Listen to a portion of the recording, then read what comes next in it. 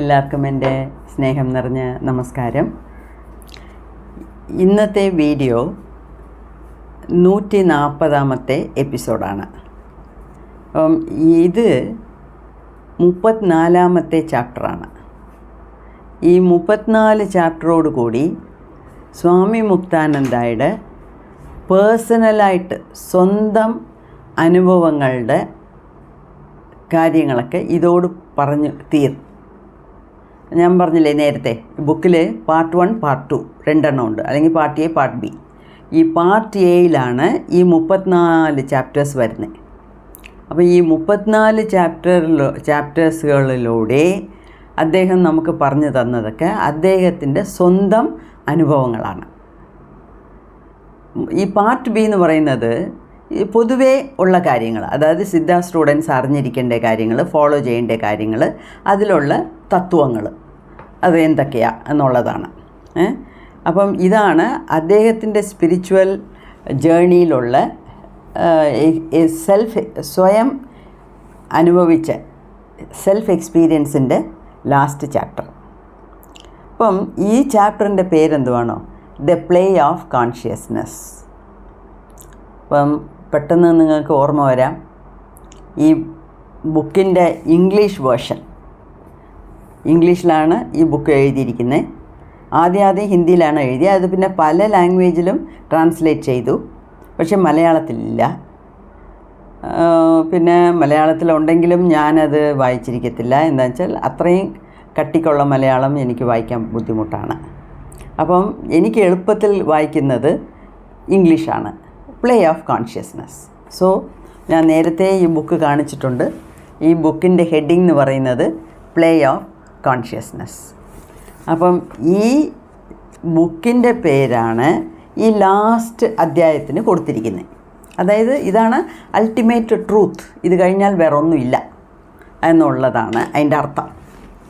അപ്പം ഇത് കുറച്ച് വലിയ ചാപ്റ്ററാണ്. അതിനെ കുറേശ്ശെ സ്പ്ലിറ്റ് ചെയ്ത് ചെറിയ ചെറിയ വീഡിയോകളായിട്ട് ഇടണമെന്നാണ് എൻ്റെ പ്ലാൻ. എന്നുവെച്ചാൽ എല്ലാം കൂടെ ഒറ്റയടിക്ക് പറയണമെങ്കിൽ ഒരു സെൻറ്റൻസിലങ്ങ് പറഞ്ഞ് തീർക്കാം. പക്ഷേ അതല്ലല്ലോ, ഇവിടെ ഇദ്ദേഹം എന്ത് പറഞ്ഞിട്ടുണ്ട് എന്നുള്ളതിനെ അദ്ദേഹത്തിൻ്റെ സ്റ്റൈലിൽ പറയണം. അതല്ലേ അതിൻ്റെ ശരിയായിട്ടുള്ള രീതി. അപ്പോൾ അങ്ങനെയാണ് ഞാനും സ്റ്റെപ്പ് ബൈ സ്റ്റെപ്പ് പോകുന്നത്.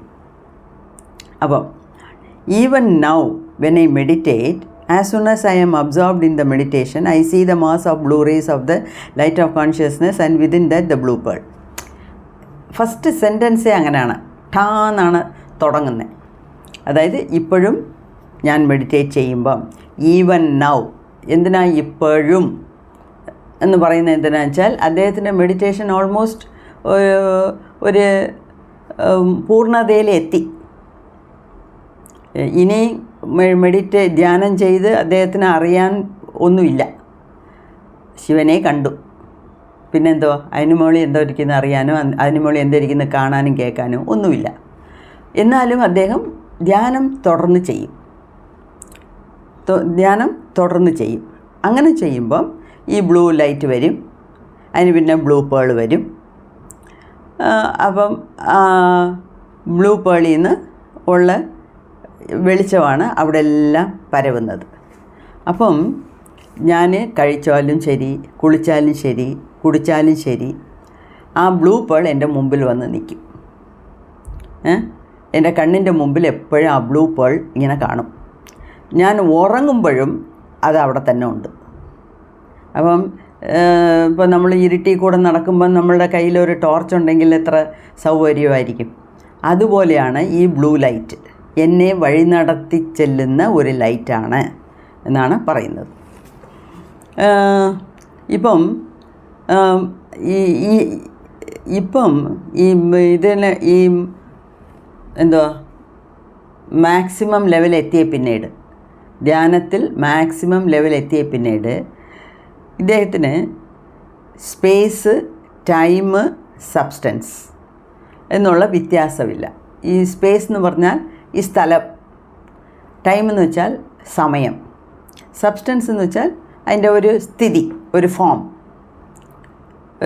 ഇത് കറുത്തിട്ടുണ്ട്, ഇത് വെളുത്തിട്ടുണ്ട്, അല്ലെങ്കിൽ ഇത് കട്ടിക്കുണ്ട്, ഇത് സോളിഡാണ്, ഇത് ലിക്വിഡാണ് എന്നൊക്കെ നമ്മൾ പറയുന്നില്ലേ, അതൊക്കെയാണ് ഫോം ഓഫ് സബ്സ്റ്റൻസ്. ഇങ്ങനെ യാതൊരു വ്യത്യാസവും ഇല്ല. ഇത് ഞാൻ നേരത്തെയും കേട്ടിട്ടുണ്ട്.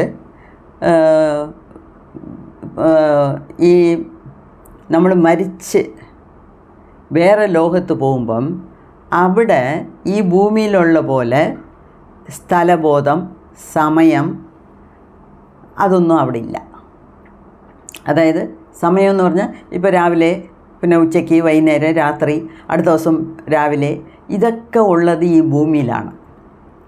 ഈ ഭൂമിയിൽ നിന്ന് നമ്മൾ വേറെ ഗ്രഹങ്ങളിലോട്ട് അല്ലെങ്കിൽ വേറെ ഗ്രഹങ്ങളല്ല, വേറെ ലോകങ്ങൾ പോകുമ്പം ഈ വ്യത്യാസമൊന്നും അവിടെ ഇല്ല. അവിടെ സ്പേസ് ആൻഡ് ടൈം ഇല്ലവേ ഇല്ല. സ്പേസ് എന്ന് വെച്ചാൽ സ്ഥലം, ആ സ്ഥലബോധം, സമയത്തിൻ്റെ ബോധം, ഇത് രണ്ടും അവിടെ ഇല്ല. അത് എന്തുകൊണ്ടാണെന്ന് വെച്ചാൽ ഞാൻ വിചാരിക്കുന്നത് അവിടെ എല്ലാം നിറഞ്ഞ ലോഹങ്ങളാണ്. ഇതിനേക്കാട്ടിലും ബെറ്ററായിട്ട് എല്ലാം നിറഞ്ഞ ലോഹമാണ്. അപ്പം അവിടെ അവർക്ക് എപ്പോഴും സന്തോഷമാണ്, അവർ എപ്പോഴും മെഡിറ്റേഷൻ മൂഡിലാണ്. അപ്പം രാവിലെ എണ്ണിച്ചു, പല്ല് തേക്കണം, കുളിക്കണം, അല്ലെങ്കിൽ കാപ്പി കുടിക്കണം, അവിടെ വിശപ്പില്ല. എന്നുവെച്ചാൽ ഇവിടുത്തെ രീതിയല്ലല്ലോ അവിടെ എല്ലാം ഉണ്ട്. അപ്പോൾ അവർക്കൊന്നും വേണ്ട. അപ്പോൾ രാവിലെ എണ്ണിക്കുക, കുളിക്കുക, കഴിക്കുക, ബ്രേക്ക്ഫാസ്റ്റ് ഉണ്ടാക്കുക, പിന്നെ ലഞ്ച് കഴിക്കുക, പിന്നെ ഡിന്നർ കഴിക്കുക. അവിടെ അതിൻ്റെ അവിടെ മറ്റ് ലോകങ്ങളിലുള്ള ജീവിത ശൈലി ഇവിടത്തേൻ്റെ കൂട്ട് അല്ല. ഈ ഭൂമിയിലാണ് ഇത്രയൊക്കെ വേറെ രീതിയിൽ നടക്കുന്നത്. അപ്പം ഈ ബ്ലൂ പേൾ എന്നും അദ്ദേഹത്തിൻ്റെ കണ്ണിൻ്റെ മുമ്പിൽ ഇങ്ങനെ ഇരിപ്പുണ്ട്. അപ്പോൾ അതുകൊണ്ട് ഈ കാണാൻ പറ്റാത്തതിനെ കൂടെ ഇദ്ദേഹത്തിന് നല്ല ക്ലിയറായിട്ട് കാണാം. അതാണല്ലോ ദൂരദൃഷ്ടി എന്നും ക്ലെയർ വോയൻസ് എന്നും ഒക്കെ പറയുന്നത്. ESP, extra sensory perception. ESP എന്ന് പറയുമ്പം ഈ 5 സെൻസ് ഓർഗൻസിനെ കൊണ്ട് കാണാൻ പറ്റാത്ത കാര്യങ്ങൾ നമുക്ക് കാണാൻ പറ്റും. ഓക്കെ, അതാണ് ESP. അപ്പോൾ ഈ ക്ലെയർ വോയൻസും ESPയും ഇങ്ങനത്തെ കാര്യങ്ങളെല്ലാം കിട്ടുന്നത് ഈ മുക്തി കിട്ടിയതിൻ്റെ ഫലമായിട്ടാണ്. അപ്പം ഇദ്ദേഹം പറയുന്നത്, ഇപ്പോൾ എനിക്ക് മനസ്സിലായി, ഞാനാണ് ഈ പ്രപഞ്ചം മുഴുക്കൻ നിറഞ്ഞിരിക്കുന്നത്. അതാണ് ഈ മുക്തി കിട്ടിയതിൻ്റെ അടയാളം. ഇങ്ങനെ ഒരു തോന്നൽ എപ്പം വരുന്നോ അന്നാണ് നമുക്ക് മുക്തി കിട്ടുന്നു എന്നുള്ളത് അർത്ഥം. ഇപ്പം ഞാനാണ് ഈ യൂണിവേഴ്സ് മൊത്തം എന്ന് എന്നെ കൊണ്ട് പറയാൻ പറ്റുമോ? പറയാൻ പറ്റുകയില്ല. 100 വട്ടമല്ല 1000 വട്ടം എന്നെ ഇമ്പോസിഷൻ എഴുതിപ്പിച്ചാലും ഞാനാണ് ഈ യൂണിവേഴ്സ്. ഞാൻ ഈ യൂണിവേഴ്സിൻ്റെ ഒരു ചെറിയ അംശമെന്ന് വേണമെങ്കിൽ എനിക്ക് പറയാം. എനിക്ക് അത്രയും മനസ്സിലാക്കാൻ പറ്റിയിട്ടുള്ളൂ. എൻ്റെ അനുഭവത്തിലൂടെ എനിക്ക് അത്രയും മനസ്സിലായിട്ടുള്ളൂ. ഞാനാണ് ഈ പ്രപഞ്ചം മൊത്തം പരവിക്കിടക്കുന്നത്, അല്ലെങ്കിൽ ഈ പ്രപഞ്ചം മൊത്തം ഇതിനകത്തുണ്ട് എന്നുള്ള തോന്നൽ എനിക്ക് ഇതുവരെ വന്നിട്ടില്ല. സാധാരണപ്പെട്ട ആൾക്കാർക്കൊന്നും അങ്ങനത്തെ ഒരു തോന്നൽ വരത്തില്ല. ഓക്കെ, അപ്പം ഇവിടെ ഇപ്പം ഈ ലോകത്തിൽ കാണുന്നത് മൊത്തം ഈ ചിത് ശക്തിയുടെ കളിയാണ്. ഈ രാവിലെ വരുന്നു, സൂര്യൻ ഉദിക്കുന്നു, അസ്തമിക്കുന്നു, രാവിലെ, പകൽ, ഉച്ചയ്ക്ക്, രാത്രി, സമയം, ഫോം, ഇത് നല്ലത്, അത് ചീത്ത, അങ്ങനെയൊക്കെ ഇത് എല്ലാ വ്യത്യാസങ്ങളും ഉണ്ടാക്കുന്നത് ആ കുണ്ടലിനി ശക്തിയുടെ, ആ ചിത് ശക്തിയുടെ കളിയാണ്. അതുകൊണ്ട് തന്നെയാണ് ഈ ചാപ്റ്ററിന് ഇട്ടിരിക്കുന്ന പേര് പ്ലേ ഓഫ് കോൺഷ്യസ്നെസ്. അപ്പോൾ അത് അത്രയും ആപ്റ്റായിട്ട് ശരിയായിട്ടുള്ളതുകൊണ്ടാണ് ഈ ബുക്കിൻ്റെ ഹെഡിങ് തന്നെ പ്ലേ ഓഫ് കോൺഷ്യസ്നെസ് എന്നിട്ടിരിക്കുന്നത്. പക്ഷേ അദ്ദേഹം ഒറിജിനലി എഴുതിയ ഹിന്ദി വേർഷനിൽ ചിത് ശക്തി വിലാസ് എന്നാണ് ഇട്ടിരിക്കുന്നത്. അപ്പോൾ ഞാനും വിചാരിച്ചു മലയാളത്തിലും തമിഴിലൊക്കെ പറയുമ്പം ഈ ചിത് ശക്തി വിലാസ് എന്ന് പറയുന്നത് കുറച്ചും കൂടെ നമുക്ക് എളുപ്പത്തിൽ പിടികിട്ടും എന്നുള്ള അർത്ഥത്തിലാണ് ഞാൻ എൻ്റെ എപ്പിസോഡിനൊക്കെ അങ്ങനത്തെ ഒരു പേര് കൊടുത്തത്. ഒരുപാട് പേര് പറഞ്ഞിട്ടുണ്ടായിരുന്നു അത് നല്ല പേരാണ്, അതാണ് നല്ലതെന്ന്. അപ്പം ഈ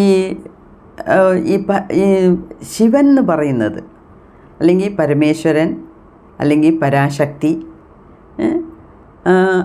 എന്ന് പറയുന്നത് ഈ ദൈവത്തിനെ സംബന്ധിച്ചവരെ, ഈ there is no such thing as the universe.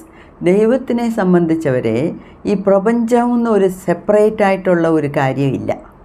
ഇപ്പം നമുക്കാണ് ഈ ഭൂമി, ഈ ലോകം, ഈ മൃത്യുലോകം, പിന്നെ പിതൃലോകം, ആ ലോകം, ഈ ലോകം എന്നൊക്കെ വേറെ വേറെയായിട്ട് തിരിച്ചിരിക്കുന്നത്. അതേ സമയത്ത് ഈ പരമശിവനെയും പരാശക്തിയെയും സംബന്ധിച്ചവരെ ആ യൂണിവേഴ്സ് എന്ന് പറയുന്ന ഒരു കോൺസെപ്റ്റ് അവരുടെ കോൺസെപ്റ്റിൽ ഇല്ല. അതായത് എന്താണെന്ന് വെച്ചാൽ അവർ തന്നെയാണ്, അവരുടെ ശക്തിയാണ് ഇവിടെ എല്ലാം നിറഞ്ഞിരിക്കുന്നത്. അപ്പം അവർക്ക് രാവിലെ ഉച്ചയ്ക്ക് അല്ലെങ്കിൽ കറുത്ത നിറം, വെളുത്ത നിറം, അല്ലെങ്കിൽ ഈ ഭാഗം ആ ഭാഗം, എല്ലാത്തിലും നിറഞ്ഞിരിക്കുന്നത് ആ ശിവൻ്റെയും ശക്തിയുടെയും ആ എനർജിയാണ്. ഹീ ഈസ് ട്രൂ, സത്യം, ഇറ്റേണൽ, അന്തമില്ലാത്തത്. അതിന് ഒരു ഫോമും നമുക്ക് കൊടുക്കാനൊക്കത്തില്ല. ഈ കറുപ്പ് ചുവപ്പ് എന്നൊക്കെ പറഞ്ഞ് പടം വരച്ച് നമ്മൾ പൂജാമുറി വെച്ച് പൂജിക്കുന്നതൊക്കെ മനുഷ്യൻ്റെ കാഴ്ചപ്പാടിലുള്ളതാണ്. അതുകൊണ്ടാണ് ശിവനെ ആണായിട്ടും പാർവതിയെ പെണ്ണായിട്ടും അവനവൻ്റെ ദേഹത്തിനെ വെച്ചാണ് അവിടെയും ഒരു പടം വരച്ചിരിക്കുന്നത്. പക്ഷേ ശരിക്കും പറഞ്ഞാൽ ആ മഹാശക്തിക്ക് ഒരു ഷേപ്പും ഇല്ല, ഒരു ഫോമും ഇല്ല, ഒരു കളറും ഇല്ല, ഒന്നുമില്ല. എന്താണെന്ന് വെച്ചാൽ എല്ലാമേ അതിനകത്ത് ഉള്ളിൽ അടങ്ങും. എല്ലായിടത്തും നിറഞ്ഞിരിക്കുന്നു, പെർഫെക്റ്റാണ്. അപ്പം എല്ലാത്തിലും നിറഞ്ഞിരിക്കുന്നു. ഈ ശിവൻ്റെ അല്ലെങ്കിൽ ഈ പരമശിവൻ അല്ലെങ്കിൽ പരാശക്തി എന്ന് പറയുന്ന ആ ശക്തി ഈ പ്രപഞ്ചം മുഴുക്ക ഒട്ടുമൊത്തം നിറഞ്ഞിരിക്കുവാണ്. അപ്പോൾ അവരെ സംബന്ധിച്ചവരെ ഈ വ്യത്യാസങ്ങളൊന്നുമില്ല, എല്ലാം ഒന്നാണ്. നമുക്കാണ് ആ വ്യത്യാസം. അപ്പം ഈ പരമശിവൻ്റെ വൈബ്രേഷനാണ് ഈ പ്രപഞ്ചം മൊത്തം കാണുന്നത്. ഓരോ വൈബ്രേഷനാണ് ഓരോ രീതിയിൽ നമുക്ക് മനസ്സിലാക്കാൻ പറ്റുന്നത്. അപ്പം ഈ പ്രപഞ്ചത്തിനെ തന്നെ I see as the body of Lord, അതായത് ആ ദൈവത്തിൻ്റെ ദേഹമായിട്ടാണ് ഈ പ്രപഞ്ചത്തിനെ ഞാൻ കാണുന്നത്. അങ്ങനെയൊക്കെയാണ് മുക്താനന്ദ മനസ്സിലാക്കിയെടുത്തതും ഇവിടെ പറയുന്നത്. അപ്പം ഈ ജ്ഞാനേശ്വർ എഴുതിയ പാട്ടിൽ നിന്ന് ഒരു ഭാഗം ഇവിടെ തന്നിട്ടുണ്ട്, ഒരു 4 സ്റ്റാൻസ. അപ്പം അത് വായിച്ച പിന്നീടാണ് എനിക്ക് ഈ പ്ലേ ഓഫ് കോൺഷ്യസ്നെസ് എന്നുള്ള ബുക്ക് എഴുതാനുള്ള ഉന്മേഷം തന്നെ കിട്ടിയത് എന്ന് പറയുന്നു. ഈ പ്ലേ ഓഫ് കോൺഷ്യസ്നെസ് എന്നുള്ള ബുക്കിനെ എഴുതാൻ തുടക്കം കുറിച്ചത് തന്നെ ഈ ജ്ഞാനേശ്വരുടെ ഈ പാട്ടാണ്. ഏത് പാട്ട്? ഇവിടെ അതിൻ്റെ അർത്ഥം പറയാം. അതായത് the blissful essence of the blue Lord. അപ്പം ജ്ഞാനേശ്വർക്കും ശിവൻ പ്രത്യക്ഷപ്പെട്ടത് ബ്ലൂ ലോർഡായിട്ടാണ്, അതായത് നീല നിറത്തിലുള്ള ദൈവം. That I have described here is the true nature of God. ഇപ്പോൾ ഈ നീല കളറിൽ കണ്ട ദൈവമാണ്, ആ രൂപമാണ് ഈ ദൈവത്തിൻ്റെ അസൽ രൂപം, സത്യത്തിലുള്ള രൂപം. This has been the experience of all sages. ഇത് എനിക്ക് മാത്രം കിട്ടിയ അനുഭവമല്ല, എല്ലാ ഋഷിമാർക്കും മുനിമാർക്കും സിദ്ധർക്കും കിട്ടിയ അനുഭവം ഇതേ തന്നെയാണ്. ബ്രഹ്മൻ തുടങ്ങി എല്ലാവർക്കും ഇതേ അനുഭവമാണ് കിട്ടിയിരിക്കുന്നത്. അപ്പം ഇത് എനിക്ക് എൻ്റെ ഗുരുവിൻ്റെ അനുഗ്രഹം കൊണ്ട് എനിക്ക് കിട്ടിയതാണ്. അപ്പം ഇത് ആ ബ്ലൂ ലോർഡ് എന്നൊക്കെ പറയുന്നത് കൊണ്ടായിരിക്കും, അത് കേട്ടപ്പോഴായിരിക്കും സ്വാമി മുക്താനന്ദയ്ക്കും ഞാനും ബ്ലൂ ലോഡാണല്ലോ കണ്ടേ, അപ്പം നമുക്കും അങ്ങനെ എഴുതാം എന്ന് ഒരു തോന്നൽ വന്ന് കാണും. എന്തോ ആയിരുന്നാലും ശരി, അങ്ങനെ തോന്നിപ്പിച്ചതും ഇങ്ങനെ എഴുതിപ്പിച്ചതും അത് എന്നെക്കൊണ്ട് വായിപ്പിക്കുന്നതും മനസ്സിലാക്കിപ്പിക്കുന്നതും നിങ്ങൾക്ക് പറഞ്ഞു തരാൻ വെക്കുന്നതും എല്ലാം ആ ഒരു ശക്തിയാണ്. അത്രയും നമുക്ക് കണ്ടാൽ മതി. നിങ്ങളിരുന്ന് കേൾക്കുന്നതും ആ ദൈവത്തിൻ്റെ അനുഗ്രഹം കൊണ്ട് മാത്രമാണ്. ഞാൻ പറഞ്ഞില്ലേ, ഞാൻ ചിലപ്പോൾ അമ്പലങ്ങളിലൊക്കെ പോകുമ്പം ഈ കൈലാഷ് ചാനലിൻ്റെ ചെറിയ നോട്ടീസ് കുറേ അടിച്ചു വച്ചിട്ടുണ്ട്. അപ്പോൾ അത് കൊണ്ടുപോകും. ഞാൻ എൻ്റെ കൊച്ചുമോളെയും കൊണ്ട് പോകുമ്പം അവളുടെ അടുത്ത് കൊടുത്ത് എല്ലാവർക്കും കൊടുക്കാൻ പറയും. ഓരോ ഫാമിലിയായിട്ട് വരുമ്പോൾ ആ ഫാമിലിയിലുള്ള മൂത്ത ആളിന് കൊടുക്കുക എന്ന് പറയും. കൊച്ചു പിള്ളേർക്കൊന്നും കൊടുക്കണ്ട, വലിയ ആൾക്കാരെ കണ്ട് കൊടുക്കണം എന്ന് പറയും. അപ്പോൾ അവളിങ്ങനെ കൊടുക്കും. അവൾ കൊടുക്കുന്ന കാണുമ്പോൾ എന്തുവാ ഇത്? ശരി, YouTube channel, Kailash channel, okay എന്ന് പറഞ്ഞ് അവർ വായിച്ചിട്ട് കൊണ്ടുപോകും. ബാഗിലിടും, കയ്യിൽ വെച്ചേക്കും. ചിലർക്ക് കൊടുക്കുമ്പോൾ ഉണ്ടല്ലോ, വേണ്ട, തിരിഞ്ഞേ നോക്കത്തില്ല, വേണ്ട. ഒരു കാര്യം എന്തുവാന്ന് അറിയാതെ അത് വേണോ വേണ്ടേന്ന് എങ്ങനെ തീരുമാനിക്കും? അപ്പം ഞാനത് ദൂരേന്ന് കണ്ടുകൊണ്ടിരിക്കുക. അപ്പം എനിക്ക് മനസ്സിലാകും, ആ കൈലാഷ് ചാനലിനുള്ള ഒരു ആത്മീയ ചാനലിനെ കുറിച്ച് അറിയാൻ പോലും അവർക്ക് ഭാഗ്യമില്ല. അപ്പോൾ എൻ്റെ ചാനൽ വലിയ ചാനലാണ് അല്ലെങ്കിൽ അങ്ങനൊന്നും അതുകൊണ്ടല്ല പറയുന്നത്. ഇതുമാതിരി ആയിരക്കണക്കായിട്ടുള്ള ചാനലുകളുണ്ട്. ഇപ്പം ഞാൻ മലയാളത്തിലൊക്കെ പറയുന്നതുകൊണ്ട് എനിക്കിഷ്ടം പോലെ ഞാൻ സബ്സ്ക്രൈബ് ചെയ്യാതെ തന്നെ ഒരുപാട് ചാനലുകൾ മലയാളത്തിൽ ഇങ്ങനെ വരുന്നു. എനിക്ക് ഇത്രയും ചാനലുകൾ മലയാളത്തിലുണ്ടെന്ന് അറിഞ്ഞേ കൂടായിരുന്നു. ഇപ്പോൾ എന്തൊക്കെയോ ഇങ്ങനെ വരുന്നുണ്ട്. പക്ഷേ എനിക്കതൊന്നും കാണാനുള്ള സമയമൊന്നുമില്ല. ഇതൊക്കെ ഒരു 4-5 വർഷത്തിന് മുമ്പേ കണ്ടിരുന്നെങ്കിൽ ഇരുന്ന് വായിച്ചിരുന്നേനെ. പിന്നെ അതിൻ്റെ ആവശ്യം എനിക്കിപ്പോൾ ഇല്ല. എന്താണെന്ന് വെച്ചാൽ ഞാൻ പല ക്ലാസ്സുകൾ മുഖാന്തരം, എൻ്റെ ഗുരുക്കന്മാർ മുഖാന്തരം എനിക്ക് ഒരുപാട് അറിവ് കിട്ടിയിട്ടുണ്ട്. അതുകൊണ്ട് ഇപ്പോൾ ഇനി എനിക്ക് ഒന്നേ തൊട്ട് എല്ലാ വീഡിയോസും കേൾക്കണമെന്നുള്ള ആവശ്യമില്ല. പക്ഷേ അങ്ങനെയൊക്കെ ഇഷ്ടംപോലെ ഉണ്ട്. അപ്പം കൈലാഷ് ചാനലാണ് ഏറ്റവും നല്ല ചാനൽ എന്നല്ല ഞാൻ പറയാൻ പറ്റുന്നത്. പക്ഷേ ഏതോ ഒരു ആത്മീയതയെക്കുറിച്ചുള്ള ഒരു ചാനൽ, അതിൻ്റെ പേര് കേൾക്കാനോ ആ നോട്ടീസ് കയ്യിൽ വാങ്ങിക്കാൻ പോലും അവർക്ക് പ്രാപ്തമില്ല. ഇനി അവർ ഒരുപാട് ജന്മങ്ങളെടുത്ത് മനസ്സിനെ തയ്യാറെടുത്താൽ മാത്രമേ അവർക്ക് ഇതൊക്കെ കാണാനും കേൾക്കാനുമുള്ള ഭാഗ്യം കിട്ടത്തുള്ളൂ. അത് ഞാൻ 100% ഉറപ്പിച്ച് പറയും. ഓക്കെ. പിന്നെ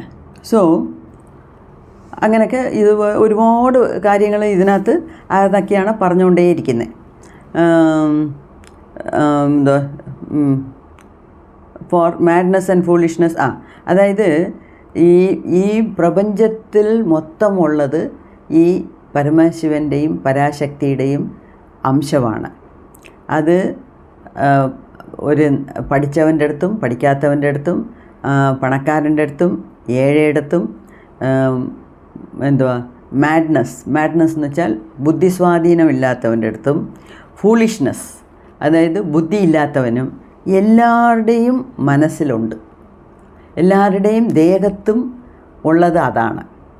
ഇപ്പം ഈ ഭ്രാന്തെടുത്തവനും ബുദ്ധിയില്ലാത്തവനും എന്നൊക്കെ പറയുന്നത് അതൊക്കെ അവരുടെ മനോഭാവമാണ്, മനസ്സിൻ്റെ ഒരു സ്റ്റേറ്റസാണ്. അപ്പോൾ ഈ മനസ്സിനും അതിനും സംബന്ധമില്ല. എന്താണെന്ന് വെച്ചാൽ ഈ സെൽഫ് എന്നുള്ളത് പ്യുവറാണ്. കണ്ണുള്ളവനും കണ്ണില്ലാത്തവനും പഠിച്ചവനും പഠിക്കാത്തവനും ആരായിരുന്നാലും മനുഷ്യജന്മം എടുത്ത ഓരോരുത്തർക്കും ഓരോ സെൽഫിനും ഈ ശക്തി ഉള്ളിലുണ്ട്. അത് പ്യുവറാണ്. അങ്ങനെയല്ലയോ മുക്താനന്ദ ആളുകളെ കാണുമ്പോഴൊക്കെ ആ ബ്ലൂ പേളിനെ കാണാൻ പറ്റുന്നത്. അപ്പം ഇതാണ് നേരത്തെ ഞാൻ പറഞ്ഞത്, ദൈവം സൃഷ്ടിക്കുമ്പം എല്ലാവരെയും ഒരേപോലെയാണ് സൃഷ്ടിച്ചത്. പിന്നെ എന്തുകൊണ്ട് ഇത്രയും വ്യത്യാസം? അതൊക്കെ അവനവൻ്റെ കർമ്മഫലമാണ്. അപ്പം ഓരോ മനുഷ്യനും ഈ ഭൂമിയിൽ ജനിക്കുമ്പം അവൻ്റെ ഉദ്ദേശമെന്ന് പറയുന്നത് അവൻ എവിടുന്ന് വന്നോ അവിടെ പോയി ചേരണം. ആ ശക്തിയെ, അവനുള്ളിലുള്ള ആ ശക്തിയെ തിരിച്ചറിയണം. അതാണ് റിയലൈസേഷൻ. അത് സെൽഫ് റിയലൈസേഷനാകാം, ഗോഡ് റിയലൈസേഷനാകാം. ഇപ്പോൾ അദ്ദേഹം പറയുന്ന പോലെ, മുക്താനന്ദ പറയുന്ന പോലെ, I am he is I. ഞാനാണ് ശിവൻ, ശിവനാണ് ഞാൻ എന്നുള്ള ഇത് മനസ്സിലാക്കിയെടുക്കാനുള്ള കഴിവ് എല്ലാവർക്കും, എല്ലാ ജീവരാശികളുടെയും, അതായത് എല്ലാ മനുഷ്യരിനകത്തും വെച്ചാണ് ദൈവം അയച്ചിരിക്കുന്നത്. പക്ഷേ അതിനെ നമ്മൾ എത്ര ദൂരം അതിനെ പ്രയോജനപ്പെടുത്തുന്നു എന്നുള്ളതാണ് ഒരു വലിയ ചോദ്യം. അപ്പം the world in which we live is a play of chit shakti. അപ്പം ഈ ഭൂമിയും ചിത് ശക്തിയുടെ ഒരു കളിയാണ്. അപ്പം ഭൂമി എന്ന് പറയുന്നത് ഈ പ്രപഞ്ചത്തിൻ്റെ ഒരു ചെറിയ ഭാഗം. അപ്പം പ്രപഞ്ചം മൊത്തം വരുന്നത്, നമ്മളെ കൊണ്ട് മനസ്സിലാക്കാൻ പറ്റുന്നത്, കാണാൻ പറ്റുന്നത് ഈ ചിത് ശക്തിയുടെ കളിയാണ്. അപ്പം ഇത് ഒരു ഗുരു മുഖാന്തരം ഒരു ഗുരുവിൻ്റെ അനുഗ്രഹം മൂലം മാത്രമേ നമുക്ക് ഇതിനെ ഉണർത്താൻ പറ്റത്തുള്ളൂ. ഗുരുവിൻ്റെ അനുഗ്രഹം ഇല്ലെങ്കിൽ ഇത് നമുക്ക് ഒന്നും മനസ്സിലാവത്തില്ല എന്നൊക്കെയാണ് പറയുന്നത്. സീസ് ദ വേൾഡ്. അപ്പം ഈ പ്രപഞ്ചത്തിനെ സംബന്ധിച്ചവരെ ഈ ചിത് ശക്തിയുടെ രീതി എന്തുവാന്ന് വെച്ചാൽ സുപ്രീംലി ഫ്രീ എന്ന് വെച്ചാൽ ഒന്നിനെയും എല്ലാത്തിനുള്ളിലും ഉണ്ട്, പക്ഷെ ഒന്നിലുമില്ല. ആ ഡ്യുവാലിറ്റിയാണ് നമ്മളിവിടെ മനസ്സിലാക്കേണ്ടത്. രണ്ട് രീതി. ശിവ നേരിട്ട് പറഞ്ഞില്ലേ, ഞാൻ എല്ലാത്തിലും ഉണ്ട്, പക്ഷേ ഒന്നിലും അറ്റാച്ച്ഡ് അല്ല. അതാണ് ചിത് ശക്തിയുടെ രീതി. She is the fundamental cause of everything. എല്ലാത്തിനെയും തുടക്കം കുറിക്കുന്നത് അവിടുന്ന് കിട്ടുന്ന ശക്തിയാണ്. പക്ഷേ at the same time she is the means to she is the means to happiness. She transcends space, time and form. അതായത് ഈ ഫോമിനെ, അതായത് ആ രൂപം, സമയം, കാലം എല്ലാം കടന്ന ഒരു രീതിയാണ് ഈ ചിത് ശക്തിയുടെ.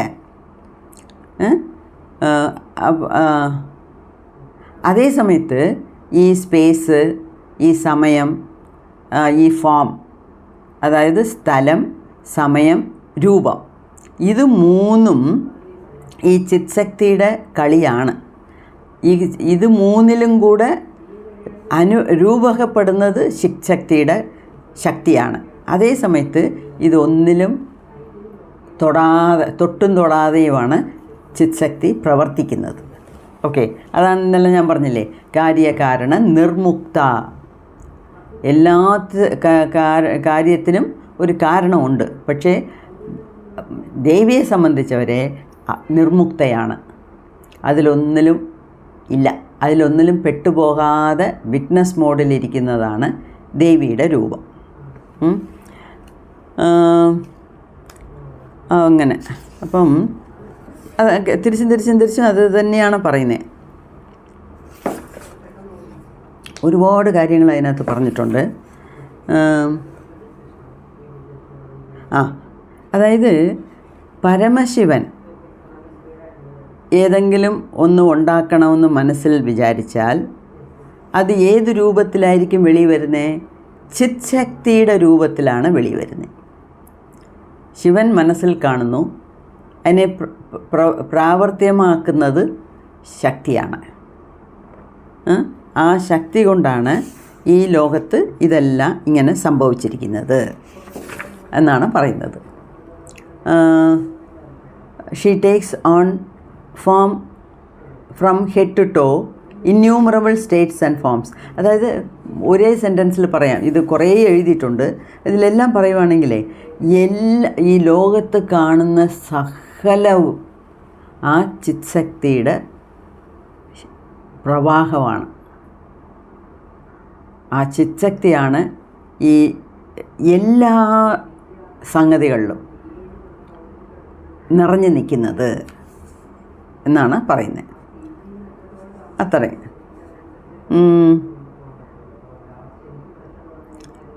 പിന്നെ ഇത് തന്നെ പറയുന്നത് she is different from the waking state and എല്ലാം ഇതൊക്കെ നേരത്തെ നമ്മൾ കണ്ടതാണ്. ഓക്കെ, അതേ തന്നെയാണ് തിരിച്ചും പറയുന്നത്. സുപ്രീം കോൺഷ്യസ്നെസ്സും എല്ലാം കൂടെ. Okay, so chiti is the play of the world and the world is the play of chitshakti. അത്രയേ ഉള്ളൂ. Chiti is the play of the world. ഈ ലോകത്ത് കാണുന്ന അത്രയും ചിത്ശക്തിയുടെ കളിയാണ്. ഇതെല്ലാമേ ദേവിയുടെ ഒരു വെളിപ്പാടാണ്. The entire universe is the field of the perceived. അതായത് ഇതിൽ കാണുന്നതും ഞാൻ, കാണപ്പെടുന്നതും ഞാൻ, എല്ലാം ഒന്നാണ് എന്നാണ് പറയുന്നത്. അങ്ങനെ അതായത് ഈ ഡ്യൂയാലിറ്റി എന്ന് പറഞ്ഞാൽ രണ്ട് എന്നർത്ഥം. ഈ ദ്വൈതം അദ്വൈതം എന്ന് പറയുന്നില്ലേ? ദ്വൈതം എന്ന് വെച്ചാൽ രണ്ട്, അദ്വൈതം എന്ന് വെച്ചാൽ ഒന്ന്. അപ്പം ഈ രണ്ടായിട്ട് കാണുന്നതും ഒരു സ്റ്റേജ് കഴിഞ്ഞാൽ രണ്ടും ഒന്ന് എന്ന് മനസ്സിലാക്കുന്നതും ഈ ചിത്ശക്തിയുടെ കളിയാണ്. അതാണ് ദ പ്ലേ ഓഫ് കോൺഷ്യസ്നസ്. അപ്പം ഒരുപാട് ഇതിൽ എഴുതിയിട്ടുണ്ട്. പക്ഷേ ഒട്ടുമൊത്തത്തിൽ നോക്കുമ്പം എല്ലാമേ ഈ ഒരു സെൻറ്റൻസിൽ അങ്ങ് തീർക്കാം. അതായത് ഈ ചിത്ശക്തിയുടെ കളിയാണ് ഇത് എന്നാണ് പറയുന്നത്.